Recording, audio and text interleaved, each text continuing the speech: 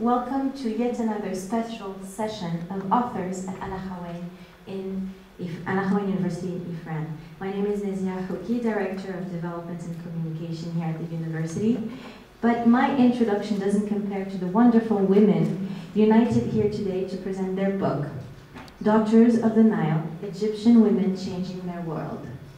Since the ill-named Arab Spring, images of Egyptian women have flooded TV screens and print media, concentrating on their trials and tribulations and their aggressive condition. Daughters of the Nile, Egyptian Women Changing Their World, seeks to correct these flawed images by focusing on a group of 38 modern Egyptian pioneers, and 7 of them are here today.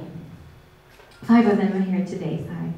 After Ottawa, Paris, Alexandria, Cairo, New York, London, Washington, D.C., Geneva, Los Angeles, Santa Barbara, and soon after Ifrane, Fes, and Rabat, we are lucky to welcome Samia Spencer, the editor of the book and a professor emerita of French at Auburn University in Alabama.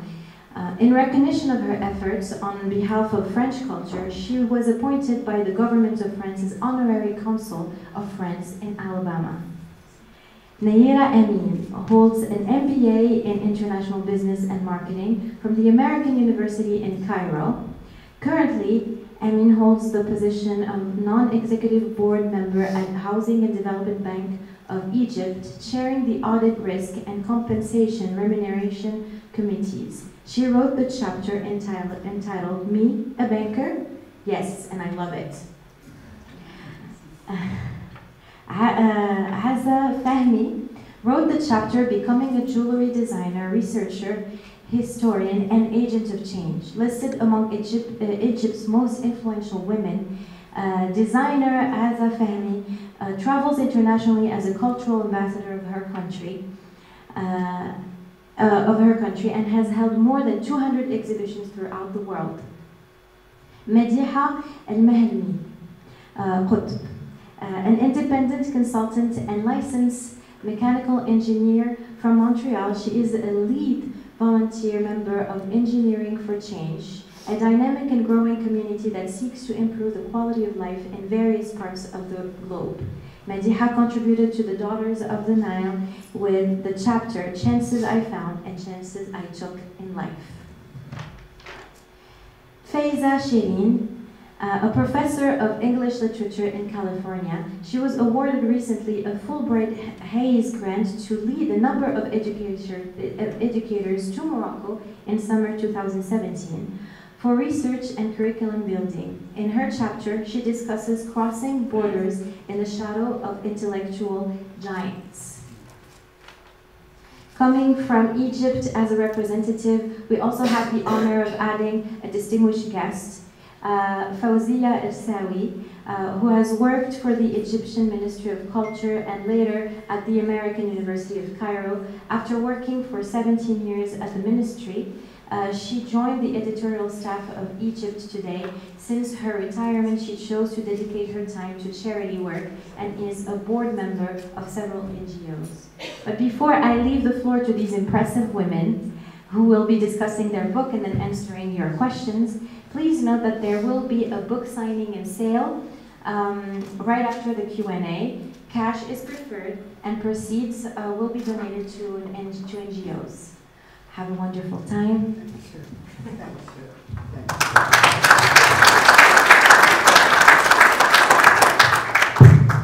Good evening, and thank you for joining us today. Before going on further, may I ask you please to excuse my husky voice due to a medical condition. I will do my best, but please let me know if you have trouble hearing me. I would like to thank the leaders who made our panel possible. First and foremost is our host institution, Akhawayn University in Ifrane. Its president, Dr. Louise Wawisha, and its vice president for academic affairs, Dr. Nizar Misari. I am very grateful to them for the opportunity to celebrate the work of 38 proud Egyptian women with a distinguished audience on this beautiful, most beautiful campus. My fellow panelists and I could not thank enough our colleague, Faiza Wahbi-Shireen, who was instrumental in arranging the present event and our fantastic 2-week tour of Morocco. Faiza is actually a Moroccan at heart. She spent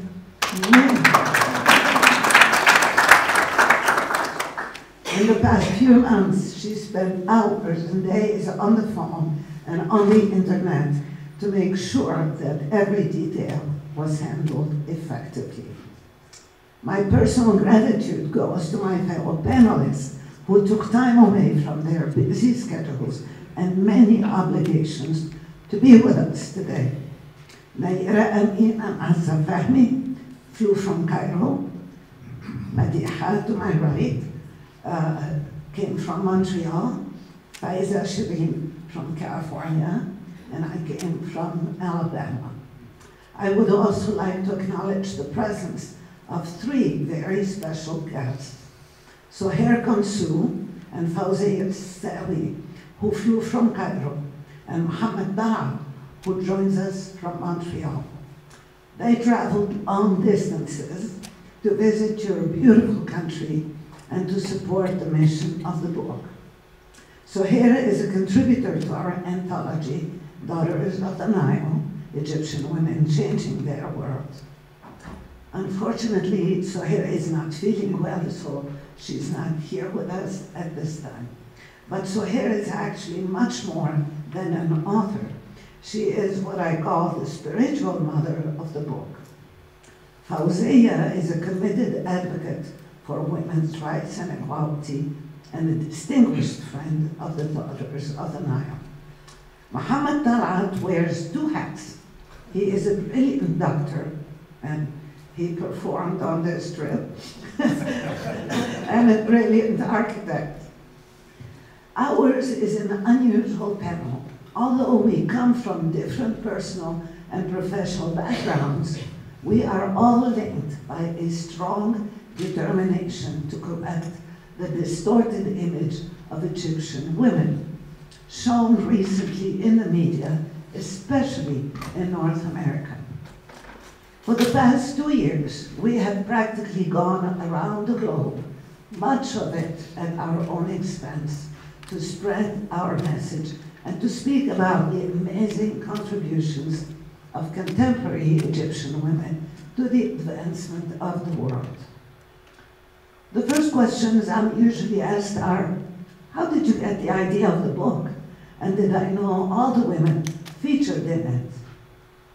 The seed was planted shortly after the ill-named Arab Spring. For a long time, Egypt had no significant presence in the North American media.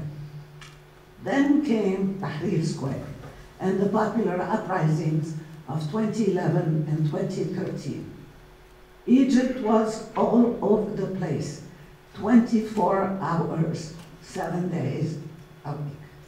Women appeared among shouting crowds, dressed in loose, unattractive garb, looking frantic and uncivilized. Commentators tended to describe them in negative terms, as illiterate and uneducated, and they dwelled on their status as victims of rape and police violence, deprived of freedom and dominated by men. In fact, a year ago, a US academic institution hosted an art discussion that aimed at initiating what, and this is a quote from what they wrote, a timely conversation about diversity and greater understanding of differences, and to recognize the value of our diverse community, end of quote. The promotional material of the event posted a painting titled Impressions of Egypt. Presumably, it was meant to illustrate the values. This is how they show us. Such characterization confirms the absolute necessity of works like ours to correct this representation and to provide a more balanced view of Egyptian reality. Starting in 2011, it was outrageous and humiliating to see many so-called experts provide misleading and biased information about my country and its women. Their comments troubled and exasperated me. I felt like the late Jack Shaheen. Jack Shaheen is a brilliant Lebanese-American author who published extensively on the portrayal of Arabs in American movies and TV programs. Jack Shaheen wrote, and I quote him, "For years I watched hordes of TV Arabs parade across the screen. It was a disturbing experience, similar to walking into those mirrored rooms at amusement parks where all you see are distorted images of yourself," end of quote. While there was a certain truth to what was written and shown, I wondered why all the attention had been focused exclusively on this particular segment of the population. Looking around me, I saw different Egyptian women, unlike those portrayed in the media. I saw doctors, educators, artists, entrepreneurs, engineers, economists, whose stellar achievements and successes have been recognized the world over. Why has the media disregarded them and concentrated only on part of Egyptian society that perpetuates arrogant attitudes, outdated stereotypes, and obsolete Orientalist cliches? I could not begin to understand their motives, whether intentional or unintentional, nor did I try to analyze them. I figured that delving into these questions is the business of social scientists and media experts.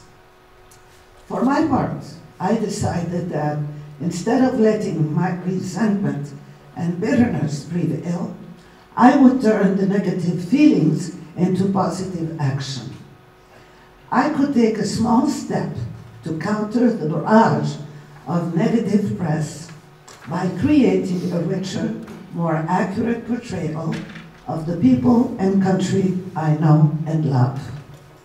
I would highlight in writing the profiles of a sample of Egyptian pioneers and groundbreakers who would narrate their own stories and explain how they have enhanced the quality of life in the societies in which they live and work.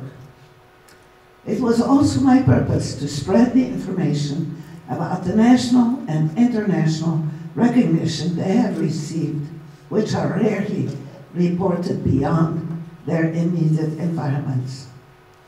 A third goal was to offer young women and young men in the East and the West compelling role models to inspire them to pursue their dreams, overcome the obstacles they may encounter, and realize that the sky is not the limit.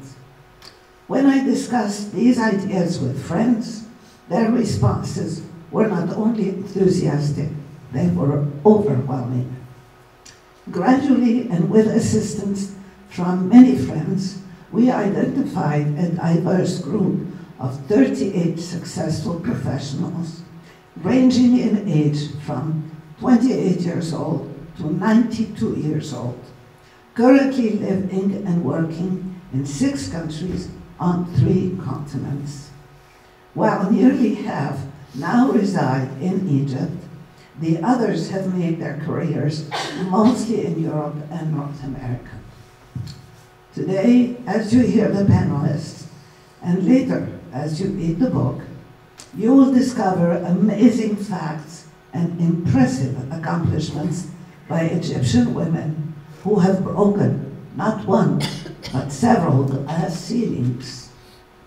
You will also find out that Egyptian men have broken the stereotype of the macho, sexist Middle Eastern male.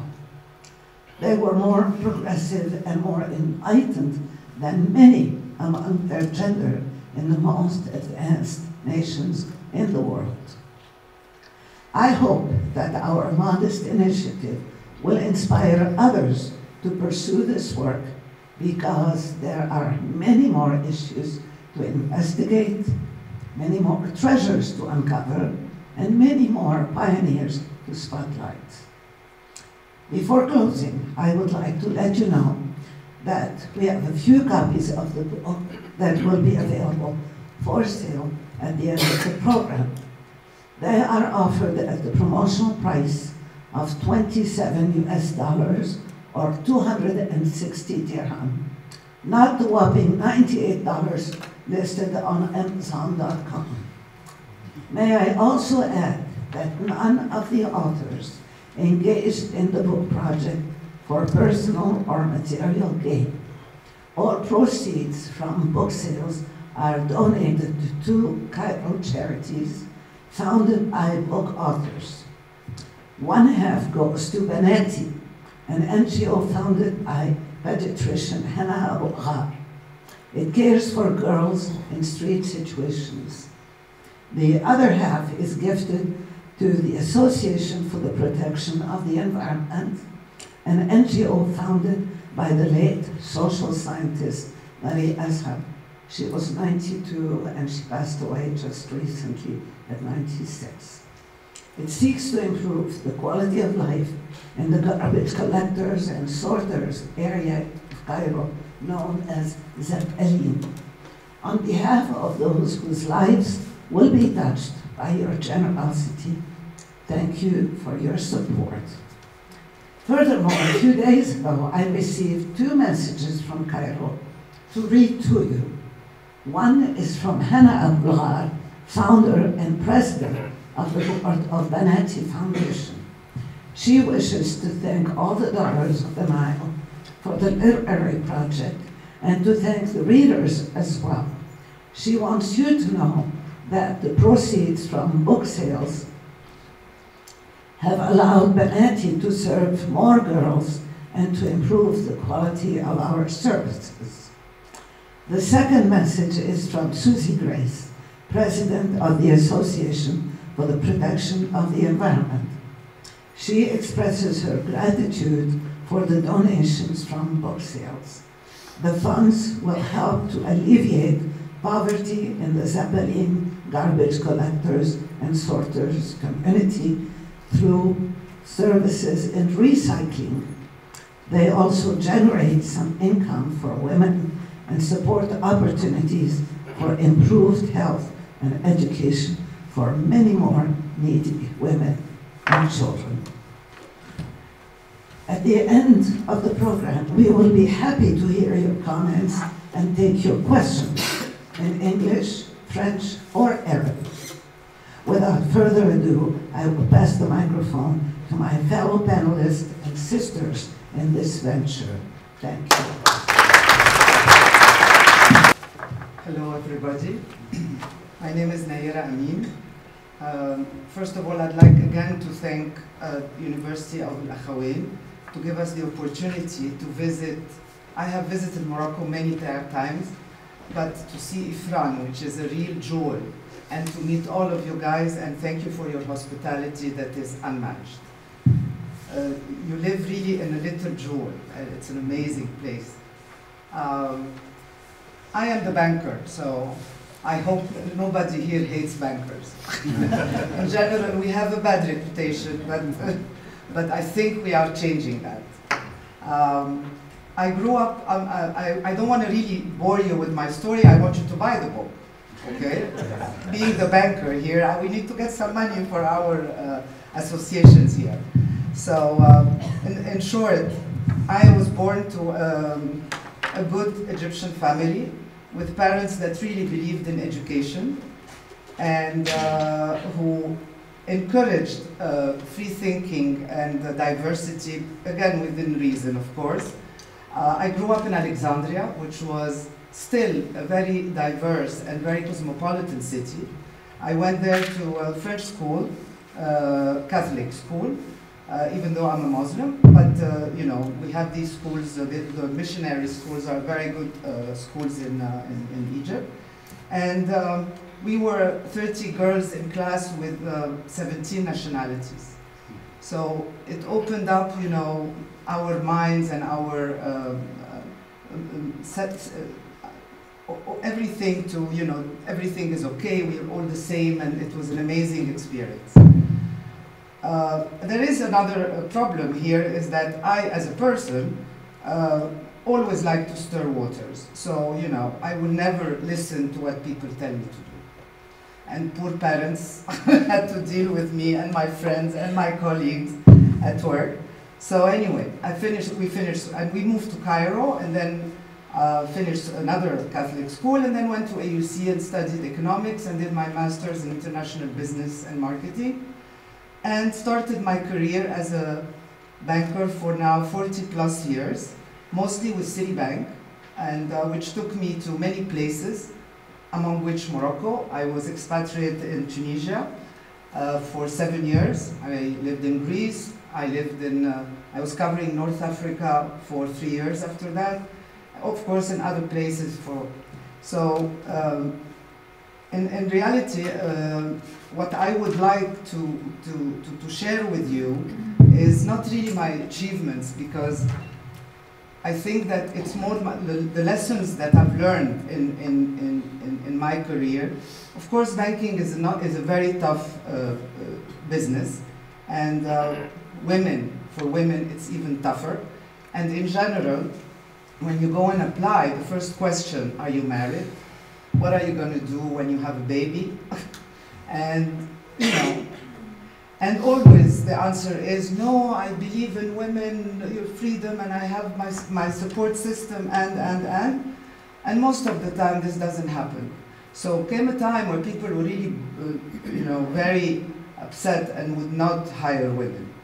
But I mean, I think I came from this generation where we put our foot down and we have asserted ourselves and believe that, you know, we can do. Of course, there was a support system that helped, because otherwise it was going to be very, very difficult, a husband, kids, etc. So, in other words, my journey was like everybody else, a normal roller coaster of positives and negatives, as well as successes and failures, be it on the personal or the professional front. I also had to go through situations where I was the only woman treasurer in Citibank among 100 countries. So always making me feel that I am the woman. So, you know, they would always start the program, good morning, Mrs. and Misters. Okay, on passe. But I am very proud to me, my most important achievement is my 2 boys, which I think I had to really juggle a lot of time in order to help them go through their lives and their careers, as well as my career. I was unlucky to have lost my husband very early on, but so is life, and I had to deal with it. So I was the first woman CEO of Citibank in a country in Africa, and the first CEO woman in Tunisia when I was there as the head of Citibank. But what does that mean? Who gives a damn about this really? Okay, I think that it's just the fact that you could manage in a very male-orientated society or business to at least prove that, you know, somebody else can do it. That it's not a privilege of the men that, you know, that they can do such hard work and travel like this and move on, etc. And I think that this generation, which graduated in my time, we have had many other women afterwards that held very high positions in banking. So at least we have opened the door for that. And I'm not at all a feminist and believe in women's liberation and all that. I think that if you work hard, you deserve to be recognized. And that's the most important one, irrespective of your gender. And to be honest, what I have learned and what my experience has taught me is that, number one, don't take yourself or your life too seriously. Work hard and play hard. Be passionate about what you do, because unless you are passionate with what you do, you will never excel. If you don't do mistakes, you will never learn. But if you keep doing them, then hard luck. Be positive and energetic. Surround yourself with young, smart people, like the girls and boys that I'm seeing here. And because they are an interresistible source of ideas and creativity. And teamwork is key. Nobody wins alone. There is no way, it doesn't exist. So always prepare the young generation for their future responsibility by being a role model, rather than giving orders and patronizing them, because then you lose them.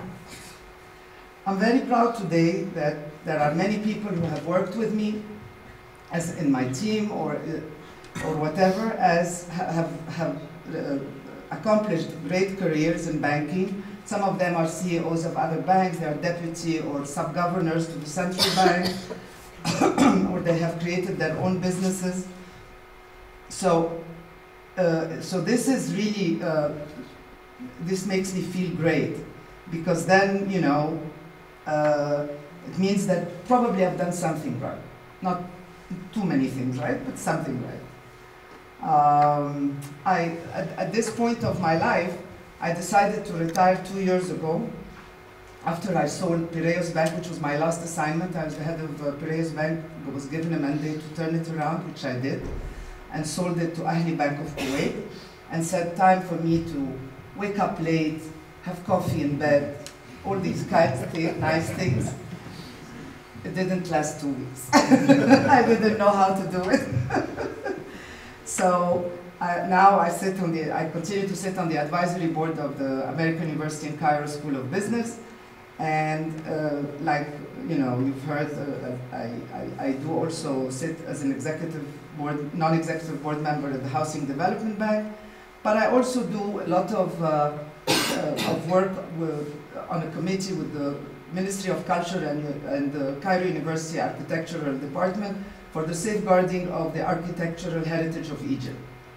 And I do, if I have time, some consultancy work. Also, in my retirement, I am a 2-year-old grandma, and so I always find a reason to travel to Paris and stay with my grandson. I hope I didn't bore you too much, and thank you very much. It was in the late 60s, a female graduate from the School of Fine Arts working in the government. Did not like what she's doing, looking for her passion, tried hard many things that did not work. She was always using her intuition to judge, and her heart always answered. It was the first international book fair, nothing much in the market as references for art. It was during Nasser period. Visited the German pavilion, something was taking me to the shelf. I found myself pulling a specific book with no hesitation. The book was about medieval jewelry in Europe and written in German. My heart was beating in front of this book. I found a picture on an earring in silver. I know immediately this is what I want. My salary in that time was 1975 pounds, 19 pounds 75 piastres. And the book was 17 pounds. I did not hesitate 1 minute to buy it with almost all my salary. I knew this book was today to change my life. And it did. I'm a spiritual person, and I believe that everything has a purpose in life. If you follow your heart, it will lead you to your purpose and will take you to your destiny. If you connect all this, you will reach the sky. I found my passion and I want to learn the crafts. Here I started the problem. I wanted to learn how to make jewelry myself, not to design jewelry. And I was thinking to do another 4 years in Faculty of Applied Art. But I calculated in my mind and simply told myself I wanted to be, if any carpenter wants to be a carpenter, he goes and help a carpenter. If I want to be a silversmith, I have to go and help a silversmith. So I go to work in Khan Khalili. Khan Khalili it's an area in Egypt which is all the craftspeople working in. For almost 2 years, I was working in the government till 2. Then I went to Khan Khalili till from 9 to 10. Coming from a conservative family background, this was not easy. This area was a male-dominant area. No women were working among them, especially university graduates. But this did not stop me. And I had a goal, and I was sure I will achieve it. My first capital was 3.2 Egyptian pounds. I bought 100 grams of silver, and I did 5 rings. A friend of mine owned the first chic boutique in Cairo. She sold me, and she gave me 45 pounds. At that time, it was a fortune.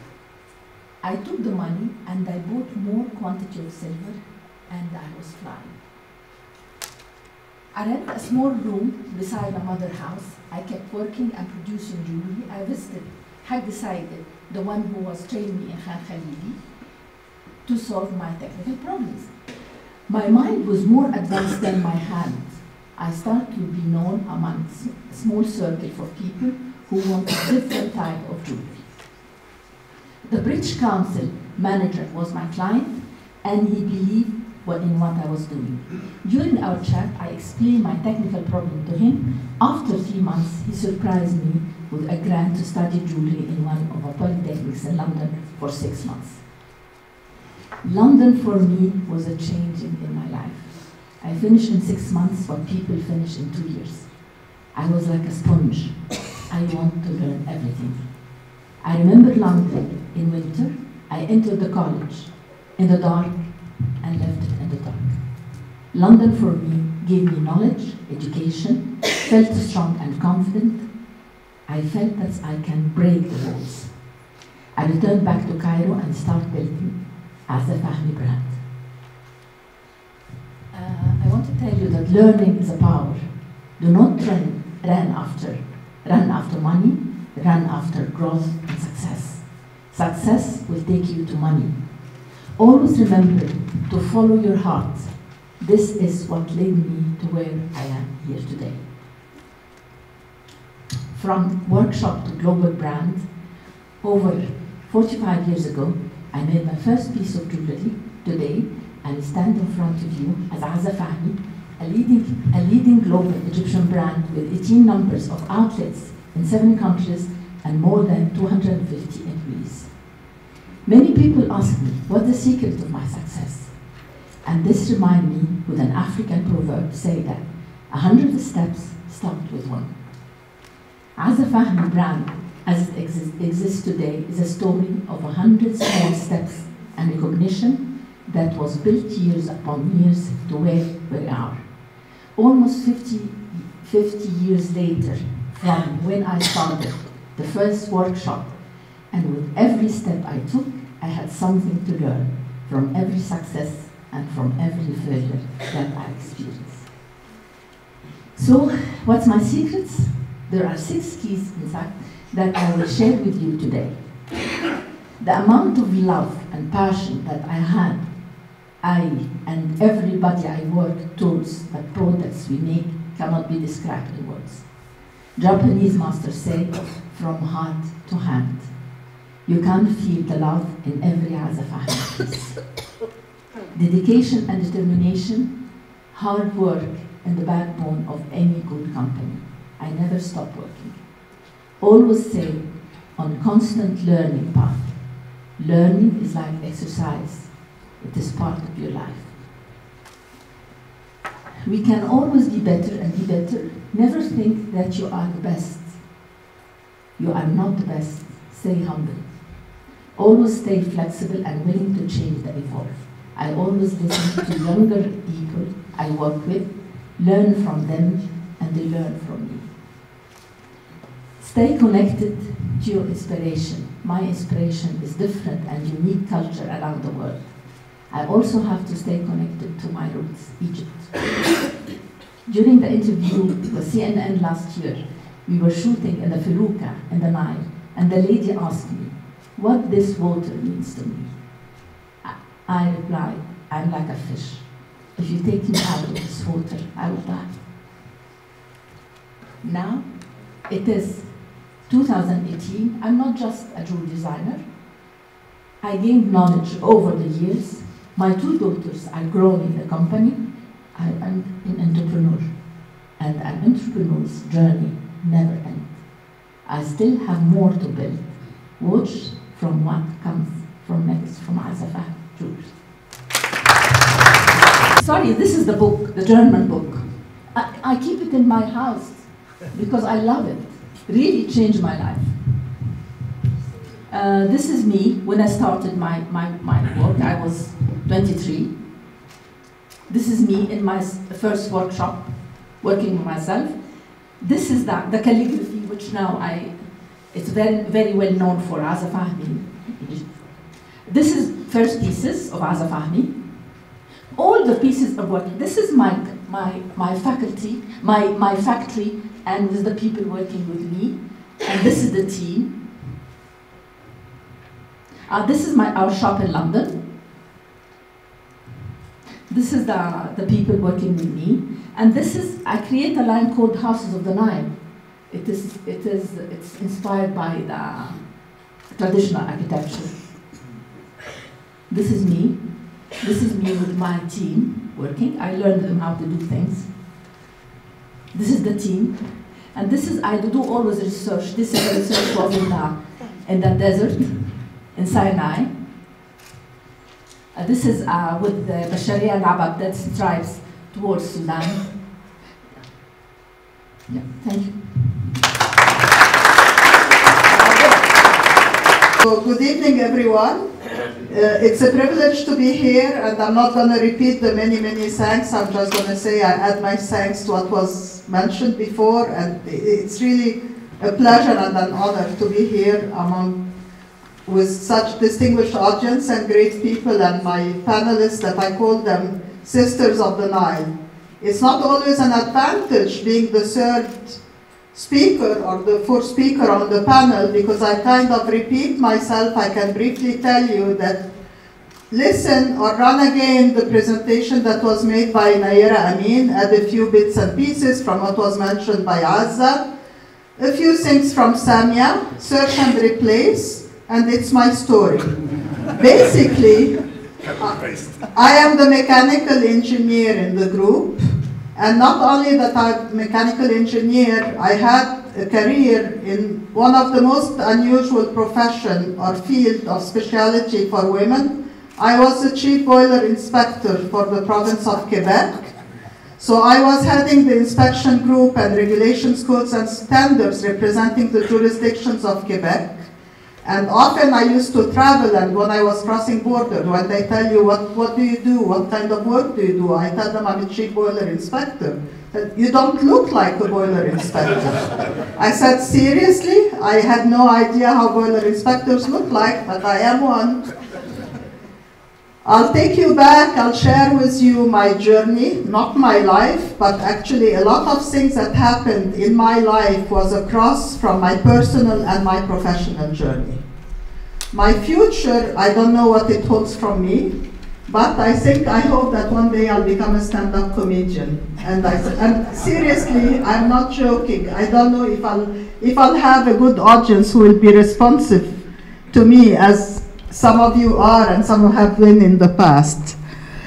My journey was full of bumps, and it was also actually sometimes paved in a very easy way. Sometimes I was rolling on red carpet, but often when I look back, and I never looked back as much as I did when I participated in this book project. I thought things were happening and things were evolving. I had opportunities, I had chances, and I took chances, but I think what's more important, that lots of people believed in me and took chances on me by providing me opportunities and pushing me and encouraging me to dare to try things that I never thought that I was capable of. So what I want to get as a message to especially, no offense to the distinguished people in the front, but especially to the young audience, it doesn't matter whether you are a male or a female. Things happen and opportunities present themselves not always at the time when you are ready for them. And it's not always the opportunities that you are looking for or what you expected. Believe it or not, when I grew up, I was fascinated by the space mission, and Neil Armstrong made it even better for me when he landed and walked on the moon on my 16th birthday. You can calculate and see how old that makes me. I was fascinated by the dog Laika, and I was putting away my pocket money thinking that one day I'll be able to pay my way through to go to the moon, maybe take a short walk on it and come back. I had the privilege and opportunity through my career and my different involvements to actually meet Neil Armstrong 3 times before he passed away. I grew up in Egypt as a young girl, and I was doing very well at school without much effort, which I say it's a blessing in disguise because it's given to people, so I was taking advantage of it. I never thought what made a difference in my life. I came from a family of engineers. And as Nayera mentioned, I had the privilege of having a father who believed in education, and he believed as much in male education as in female education. But I think what was even key and most important, that he believed in choices. He never imposed choices on us. He said, you make your choice and you assume responsibility. He installed some principles on us through different ways. He was very authoritarian without actually being authoritarian. And one of the things he always said, it doesn't matter what kind of work a person does, because every work in a society is important. Education opens your brain, and he would open a quick parenthesis that actually sending a message, himself being an engineer. He said, engineers do not know how to do everything, or they cannot do everything, but they can always figure out how things are done. So that was like a simple message. If you want to get it done, or if you want to understand how it is done, become an engineer. He loved for all of us to become engineers. My eldest sister and myself became engineers. She chose civil engineering, and she ended up actually being the first female engineer that I knew in my life, and I did not realize that growing up. Things were different, and when I looked back and when we were writing the book, I said, actually, what pushed me or what encouraged me to go to engineering? Honestly, there were a few things. I had a math teacher that when on my 5th grade, she put a note that I was talented in math, doué en mathématiques. That made me realize, as a contrast to Azza Fahmi, I have no talents in arts whatsoever. So it made me realize that I am actually talented in one thing. Being talented in math is a great thing. So I was talented, so why not? I took things for granted, and then when I applied to universities after Sanawiyya Amma or secondary school, I was applied, American University in Cairo was starting a program in materials engineering, and my grades were not that high back then because I was getting interested in dating an engineer, of course, that I ended up marrying after many years. And to no credit to me, we are celebrating our 44th anniversary this year. It's to his credit, not mine. I started my studies, and then things were changing in our life, and he wanted to go to Canada. I did not want to leave Egypt. I just could not bear the idea of leaving Egypt and leaving my father. And suddenly, one afternoon, my father passed away when I was still doing my studies. So I said, what am I going to do? Luckily, I was turning 21 around the same year. Don't keep your calculations. I'm 65, so you don't have to bother with the rest. I moved to Canada in the middle of a school year, and I got accepted. I got invited to go for an interview at Loyola College, which I had no idea what Loyola was. I thought it was an English word that I did not get to learn when I was learning my English, because I had never applied to Loyola. I had applied to Sir George William University and to McGill, but then Concordia University of Montreal was being formed that specific year, and I was invited to join the Loyola campus, where there were only 3 guys in mechanical engineering, so I increased the student population by how much, and I increased the female situation of the whole prof by infinity. I ended up, after graduating, attending some on-campus interview, believing that it's going to be easy for me to get a job as a mechanical engineer after having gone through school. And back then, I don't know if it happens today, the school year used to start, look at your left, look at your right.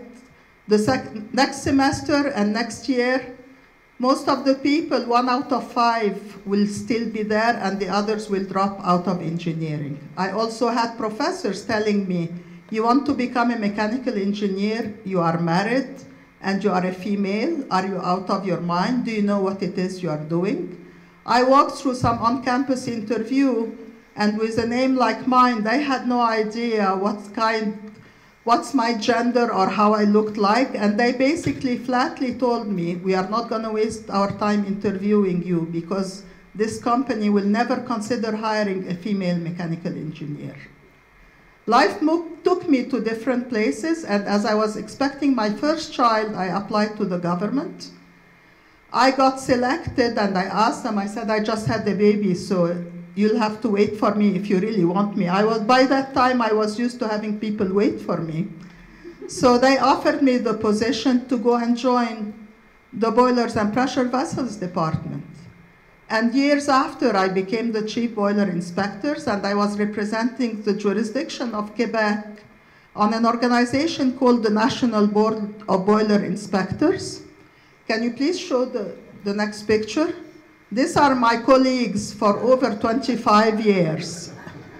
You can imagine that people thought I was a mistake in the picture, but I wasn't. I made sure that they knew who I was. I made sure that I did not need to be part of the guys or part of the boys to join them. But it felt lonely sometimes, and I had to deal with it with all respect to them and actually in consideration to myself. I got voted an honorary gentleman by some of my colleagues on some technical committees, and I took it with pride, and I actually never took it. I learned how to have, I wouldn't call it a thick skin, but how to accept people as they are, and to understand the fact that to many people's surprise, they were not used to dealing with professional female, especially engineers, especially boiler inspectors.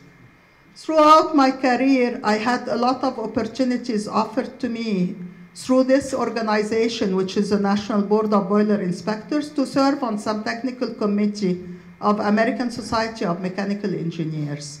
Often I felt I wasn't ready to take the challenges or to take the opportunities that I was offered. And I had someone that I consider who was a great mentor to me. He was an associate executive director, codes and standards in ASME, that he would call me and he'd tell me, Madiha, are you out of your mind to let this opportunity go without taking it? Ask and try, and I know you will succeed because you are going to work at it. You are going to work on making it successful. And that pushed me to realize that actually often a person puts their own limitations. We are often we put our own stops, not taking challenges, not taking chances, not taking risks. Granted, they have to be calculated risks, or actually we might fall and break our head. We have to work hard at it. but hard work and perseverance get us to many places. People believing in us and offering us opportunities.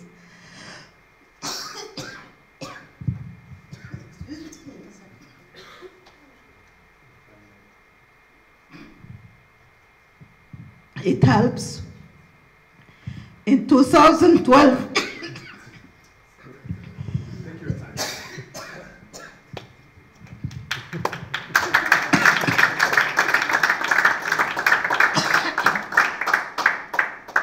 in 2012, I was selected by nomination to become the first non-US president of the American Society of Mechanical Engineers International Association with 130,000 members.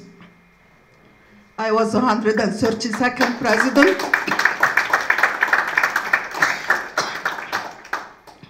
My sister here complained about being the third or fourth speaker. Now she's a hard act to follow.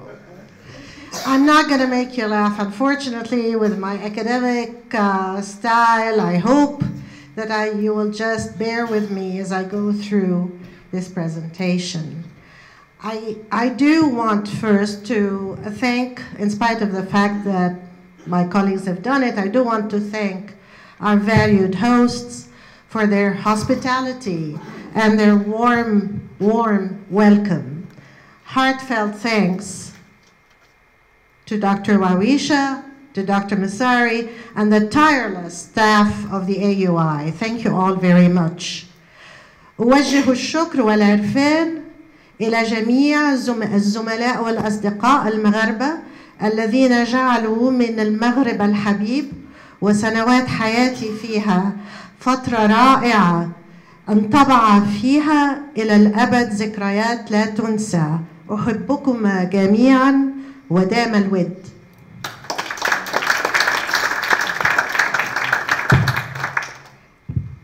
I decided in this talk to focus on a couple of themes that are prominent in my chapter of Daughters of the Nile and that have been guiding me throughout my life. Both are represented in my title. The first, border crossing, reflects what has been both my inspiration, my aspiration, and my destiny. The second, in the reference to the figurative giants in my life, is a humble acknowledgement of my debt to teachers and mentors. Crossing borders, straddling cultures, we end up building a hybrid experience. And there is nothing more enlightening than learning about and from others. I was born and grew up in Alexandria, but I lived my entire adulthood in the United States, blending my Egyptian ethos and my American culture, guided by the spirit of my mentors. Having grown up during the last phases of Alexandria's cosmopolitan era, I had experienced early in life the rich and fulfilling qualities of a society composed of differences.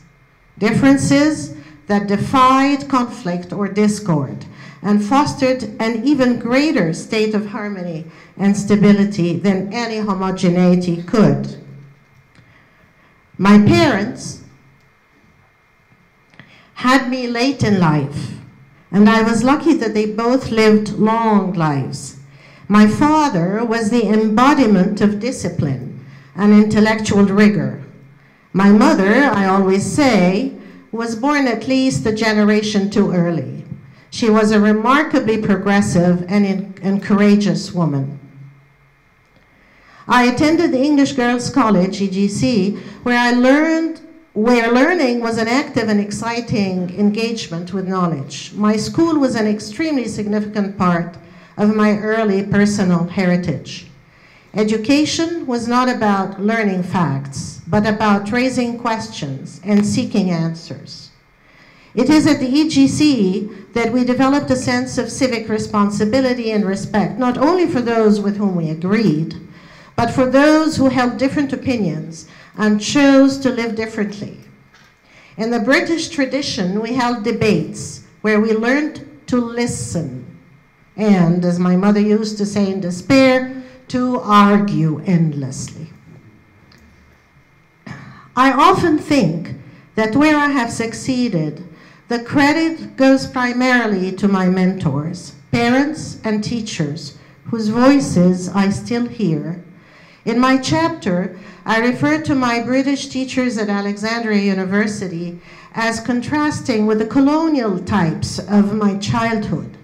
These young professors were dynamic educators with new ideas.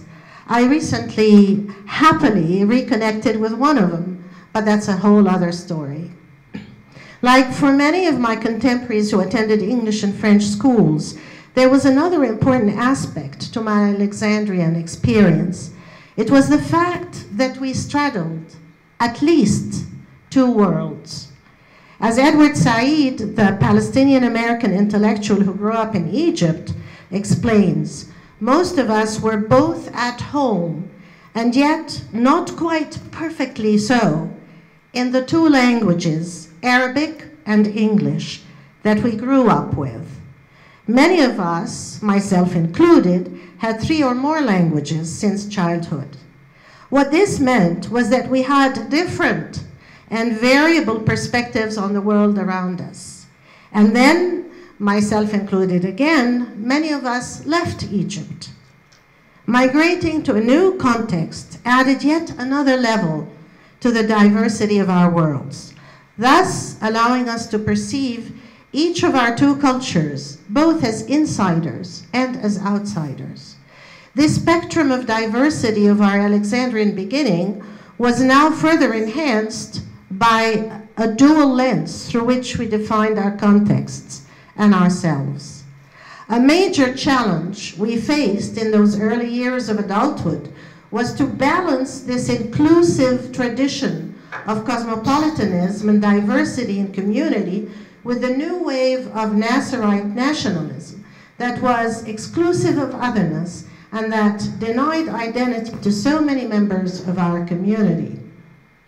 I realized then, as I witnessed the fragmentation of my social fabric, yet was drawn by the passion of nationalism and love of my country, that there must be a sense in which the one condition need not lead to the other. A nationalism that I would wholeheartedly embrace did not demand subjugation to an ideology. 2 lessons I had already learned even then were, 1, that human knowledge is always fallible. No culture or individual is exclusively right. The second is that everybody matters. Any ideology that demands I sacrifice the good of any group in the name of its own principles, that I ignore the rights of those unlike ourselves to promote it, paves the way to disaster and to suffering. Much damage is done in the name of nationalism, in the name of religion, in colonial pursuits, all of which are constructed on the belief that I am right, my beliefs are right, the world must agree with me. As philosopher Anthony Appiah explains, cosmopolitans accept and indeed like the fact that people live in different ways and make different choices. It is sadly not uncommon for people to evaluate others and other societies without the slightest idea what it is they're talking about. You cannot make a sensible evaluation of, say, Sharia law if you haven't the faintest idea of the historical context of the meaning of that text. Having heard about it in the Western media, generally in connection with terrorism and the oppression of women, many individuals in the West blithely engage in outraged rhetoric condemning this barbarous practice. But just jumping on the bandwagon of accusatory self-righteousness in the smug sense of being on the right side, reaching conclusions without knowledge, is simply wrong. National, religious, or ethnic partisanship dangerously threatens the well-being of any society. And it is exactly this kind of ignorant condemnation, such as that of Sharia, that engenders retaliations, which in many cases can be more aggressive, more violent than the original blind assault. I believe in serendipity. So many unplanned and unexpected turns in my life led to fulfilling successes. And it is a set of such serendipitous circumstances that led me to write a play, The Country Within, which the longer I live, the more I'm intrigued by. The Country Within is, as you may expect, a play about differences. Straddling two cultures, the characters in the play discover, despite their differences, what they have in common. But the inherent value they discover in the very differences among them becomes only a microcosmic instance of the significance of all the differences they have to deal with in life. Bridging gaps between social classes, cultures, generations, languages, and individual differences, they find that human values must ultimately be something carried within the heart. The challenges I've had to overcome in my life seem to have always resulted from discriminatory or exclusionary systems that demand conformity. As a young woman, I was faced with the usual choice. I could be a mother and a wife, or I could choose a demanding career. Though many women did both, even then, and did both well, the consensus was that something had to give. Compromises had to be made. I remember well the tremendous efforts I made to disguise my maternal responsibilities vis-à-vis my male colleagues, and on the other hand, to resist allowing my work to absorb time or energy dedicated to family. I chose not to choose. I wanted both and, not either or.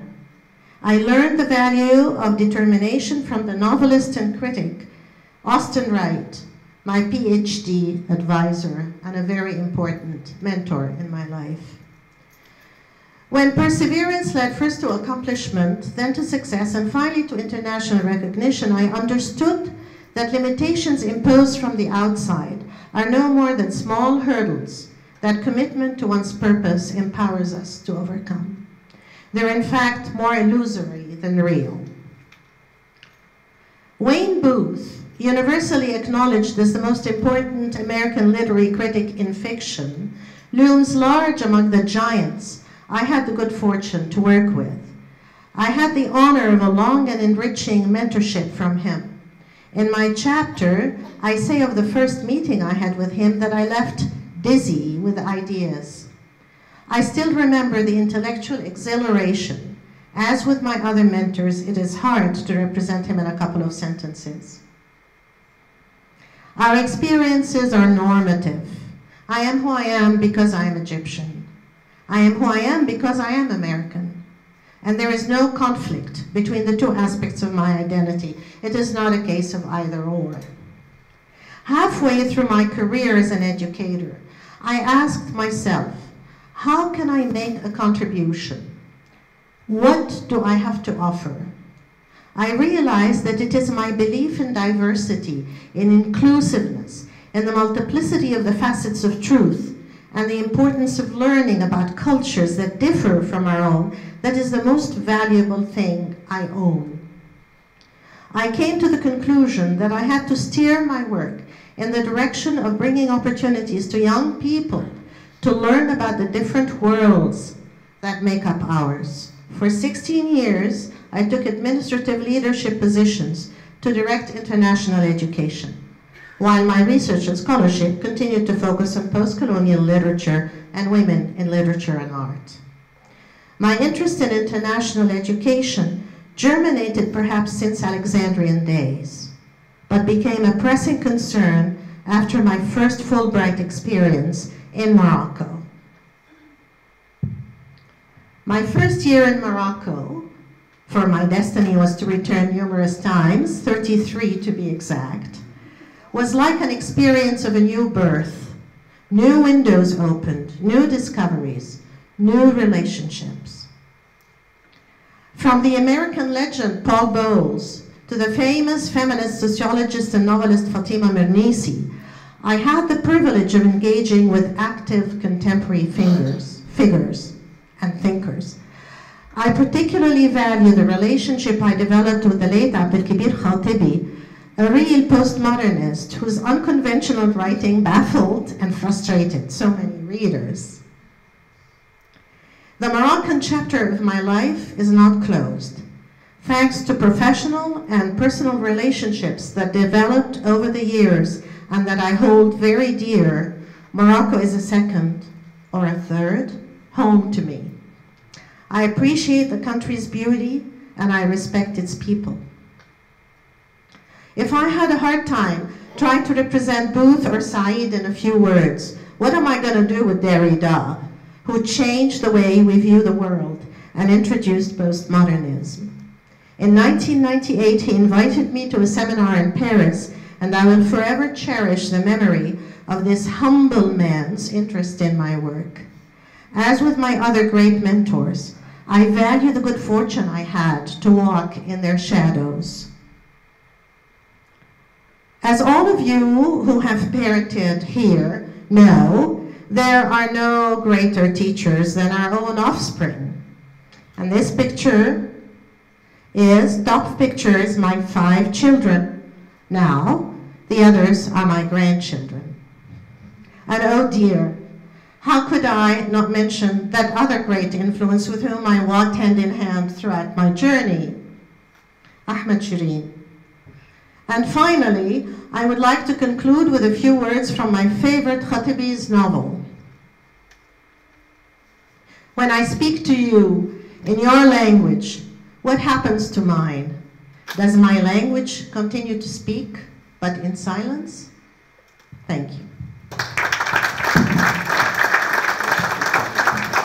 Thank you all for coming, and now we're ready to hear your comments.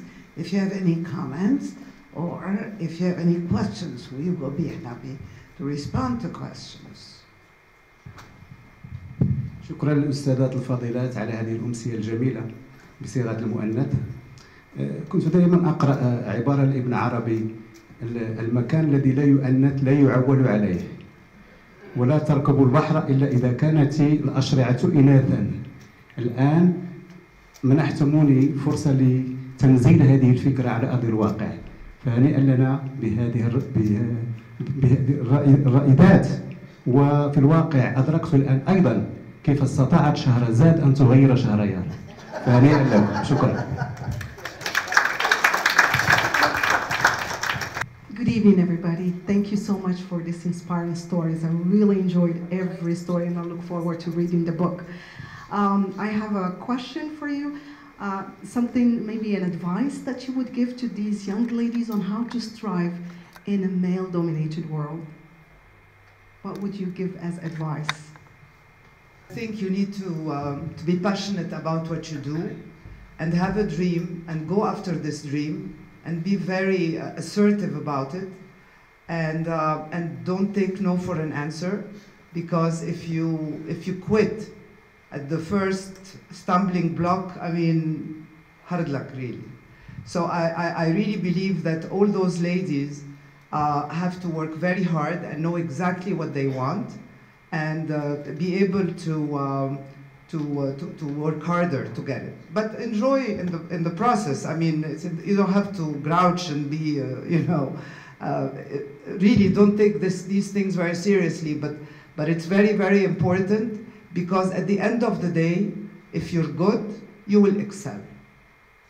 And this is basically what I would tell all those ladies, and I really wish you luck, because now the world is even much more competitive, and the whole world has become one little village. So best of luck. I'm glad I retired. I still don't have my breakfast in bed, but I retired. Yeah, I think one thing that's very important that helped me in my life, and I convey it often to men and women: be yourself. Don't change to fit your environment. Be comfortable.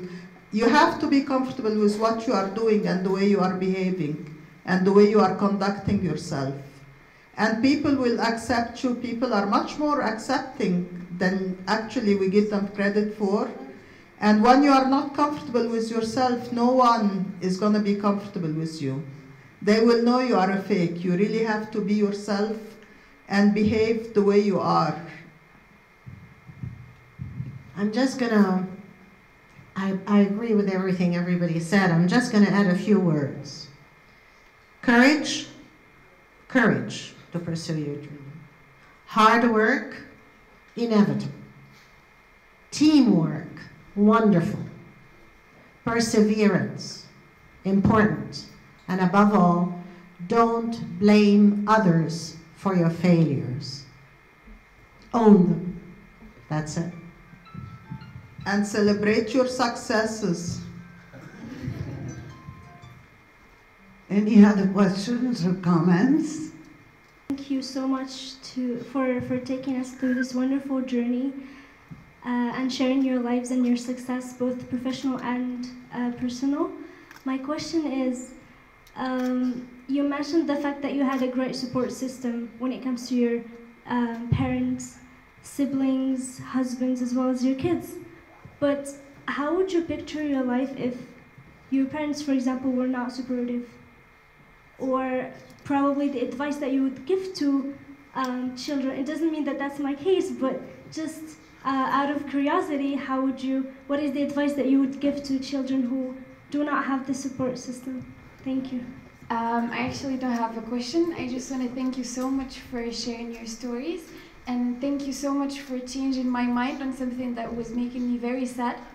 I actually spent few time in Egypt, and I met Egyptian ladies in my age, and I was so sad to see them accepting the fact that they don't have their place in society. I was so sad to see them accepting the fact that it's okay for the dad or for the husband to just decide their fate, and it was very sad to see them that they don't make any effort to change that. I cannot judge because I didn't meet all the ladies in there, but very few people I met, that was the case for them.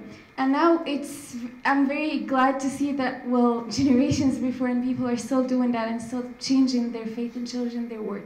So thank you so much for proving me wrong. أنا عايزة أجاوب على السؤال الأولاني بتاع السبورت سيستم. طبعا العائلة بتلعب دور كبير لما بيكون حد مثلا، يعني أنا بنتي مخلفة، فلما بتسافر عشان شغلها بتقولي مامي ممكن تاخدي بالك من العيل، فباخده. ده مهم، وأنا أعتقد ده موجود في العالم العربي كله، إنه السبورت سيستم الاجتماعي بيساعد كتير قوي الستات اللي بيشتغلوا. بس كمان اهم من كده انه لما تكبري في شغلك يبقى عندك سبورت سيستم داخل البيت. يعني انا بشوف سواقي وطبختي والست اللي عندي في البيت مريحيني جدا، ان انا بقى اتليست بعرف اخرج وفي حاجات بتتعمل. انما لما اكون انا مسؤوله من البيت والغسيل والمكوى والاكل والشوبينج، طب هعمل ايه يعني؟ فده مهم، يعني ده مهم.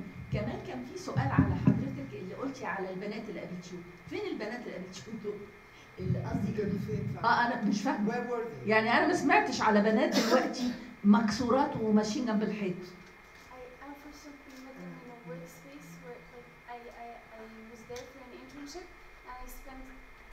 في الارياف يمكن. لا في سمارت فيلج. في السمارت فيلج؟ لا يبقى وقعتي في الناس الغلط بقى. لا ده البنات دلوقتي لا ده البنات دلوقتي ما شاء الله صواريخ، يعني صواريخ بجد والله. No, but if I make a comment on this, yes, there are girls and there are people. I mean, I think it's a human thing that like to always play the role of, the victim. But in reality, they are in their comfort zone. And if you decide, I mean, the support system, sometimes you will have it, sometimes you will not have it by anything. I was having a great life and a great husband, and then he died on me. What am I going to do? Allah ghalib, like you say. So the point here is that you have to really want to change things and rock the boat, or else it's not going to come to you on a silver platter. This is a fact. So sometimes people are very happy in their own comfort zone and say, oh, my mom was like this and my friends are like this. Plus a lot of the ladies or the young generation also enjoy this easy life and, lazing at the beach and going into very posh places and not having to worry about, working 8 or actually in my career, on average, I was working like 12 hours a day, for example. Some people, they just, don't want to do that. And it's very easy to say, yes, it's the culture. I'm sorry. I mean, it's a choice. It's a choice. If you want it bad enough, you'll get it. Good evening, and thank you very much for all these presentations. My question to you is, as successful, educated Arab women who have lived in bicultural environments, give us some examples of areas where, for the sake of sensitivity or diplomacy or whatever, you find yourself compelled to compromise on some issues, and the other areas where you say, this is the red line, I'm not budging on this issue. I'll tell you simply what was a red line for me, that people will judge me because of my nationality, because of my religion, and because of my roots. That was a red line. And I always try to convince myself that actually when I'm competing for a position, I'm competing with people who are qualified. So if I don't get it, it's not always the case that I did not get it because I'm a woman from Arabic origin, because some other men don't get it also. If there is a position that one person has to get, if there are 10 who are competing for it, they're not. That was a red line. Judging me or being condescendent was always a red line. Compromising is actually accepting to be excluded from certain things by choice, which was okay. You've seen the people, the environment I worked with. I often choose not to be part of the social gathering because I wanted the guys to be themselves. If they want to use bad language and they felt uncomfortable and not happy with me being around, that's fine. I was having a good time. I even throughout my life developed like a shopping partner as guys. We were going around and shopping all over the world. So there are choices. I think you cannot compromise on your principles and on your values, but everything else can be negotiable and can be accepted, and there is a certain compromise that everybody has to accept and everybody has to come to. Any more questions? Any more comments? Not really a question, if there are no more questions. So I think it's time for us to thank you for this wonderful evening. I think it was a great lesson to all of us. I see a lot of students here, a lot of our female students here, and I'm glad they listened to you, and I hope they heard you and they learned the lessons you gave them. We all learned very good lessons to all of us as professors, as husbands, as parents. So we learned the lesson. Thank you very much for this wonderful evening. We have still 2 steps. President Wawisha has some small souvenirs for you from Akhawayn University, so you will remember us. And it's Moroccan handmade art craft. So to